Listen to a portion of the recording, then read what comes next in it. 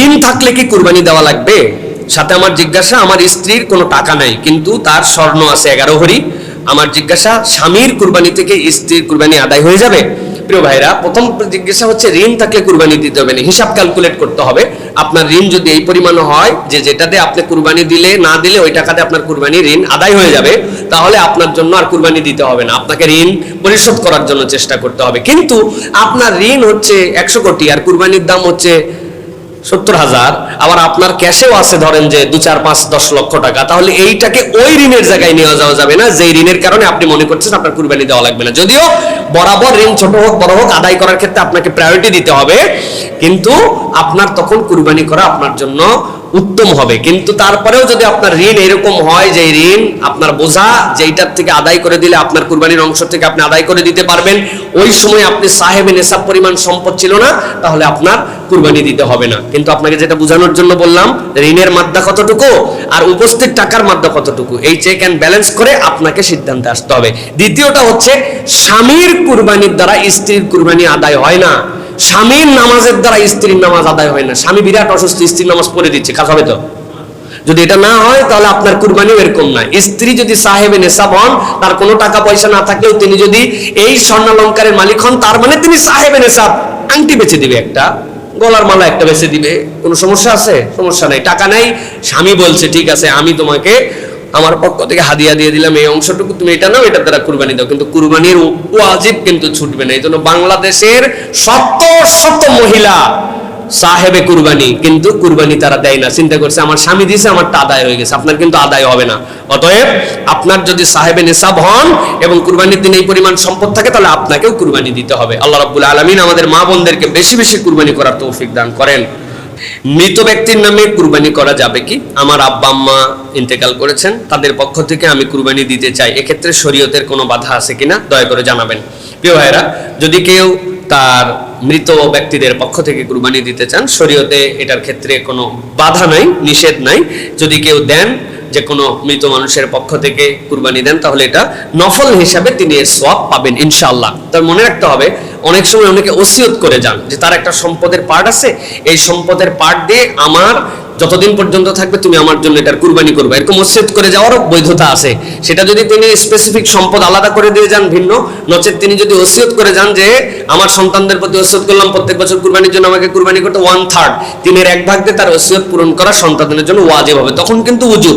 কিন্তু এমনি কিছু বলে যান না, আপনার মন চাইছে আমার আব্বা আম্মা নাই, সুতরাং তাদের পক্ষ থেকে আমি একটুখানি, যেরকম আপনি তাদের পক্ষ থেকে দান সাদাকা করতে পারেন, যেরকম তাদের পক্ষ থেকে আপনি কল্যাণকর কোনো কাজ করতে পারেন, ঠিক একই রকম ভাবে তাদের পক্ষ থেকে আপনি এই কুরবানিও করতে পারবেন। এবং এই কুরবানি করার পরে তাদের অংশের যে গোশত বা এগুলো কিছু, এইগুলো সমুদয়টুকু দান করে দাও, আপনার জন্য উত্তম হবে। আশা করে যে আপনার উত্তর পেয়েছেন।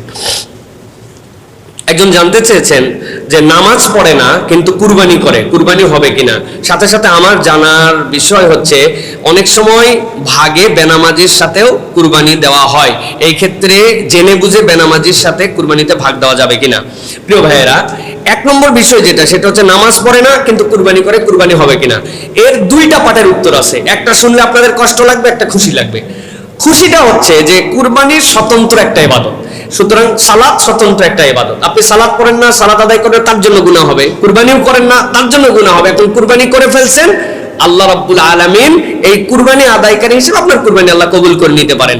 এটা হচ্ছে একটা বিষয়। কিন্তু দুঃখের জায়গা হচ্ছে, কুরআনুল কারীমের সূরা মায়েদার 27 নম্বর আয়াত আপনারা পড়ে দেখবেন, সেখানে 2 জন আদম আলাইহিস সালামের সন্তান, তার ব্যাপারে আলোচনা হয়েছে। 2 জন কথা বলছে, 2 জনে আল্লাহর জন্য ত্যাগ করেছিল, একজনেরটা কবুল হয়েছে, একজনেরটা কবুল হয় নাই।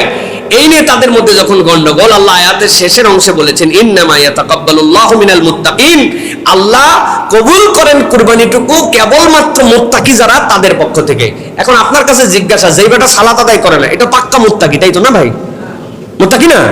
তাহলে আপনি কেমনে ভাবলেন যে আপনি সালাত আদায় করবেন না, আপনি কুরবানি দিবেন? আরো একটা বিষয় আছে, ইন্না সালাতি ওয়া নুসুকি ওয়া মাহইয়ায়া ওয়া মামাতি, আল্লাহ সিরিয়াল করছেন, আগে সালাত, আল্লাহ আমার সালাত আপনার জন্য, তারপরে নুসুক, আপনি কুরবানি করতেছেন, আপনি সালাত আদায় করতেছেন। সুতরাং বলবো আল্লাহ কবুল করার মালিক, তবে বেনামাজি আপনি, এটা বড় আয়েব আপনার জন্য। আপনি যেহেতু আল্লাহর জন্য কুরবানি দিচ্ছেন, অতএব সালাতে আপনাকে আসতে হবে। তবে আপনি যদি মনে করেন যে কুরবানি দিয়ে গেলাম, সালাত না পড়লেও হয়, তাহলে আপনার কুরবানি কবুল না হওয়ার সম্ভাবনাই 99%। আল্লাহ যেন আমাদেরকে বোঝার তৌফিক দান করেন। বেনামাজির সাথে কুরবানি দেওয়া যাবে কিনা? প্রিয় ভাইয়েরা, বেনামাজির সাথে কুরবানি দেওয়ার মাসালা যেটা, সেটা হচ্ছে দুই ভাবে।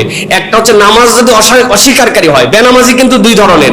একটা যদি নামাজ পড়ে কি হবে, এত নামাজ করো কেন, এটার কিন্তু আক্ষরিক অর্থ হলে তুমি নামাজ অস্বীকারীর দপ্তরে চলে যাবে।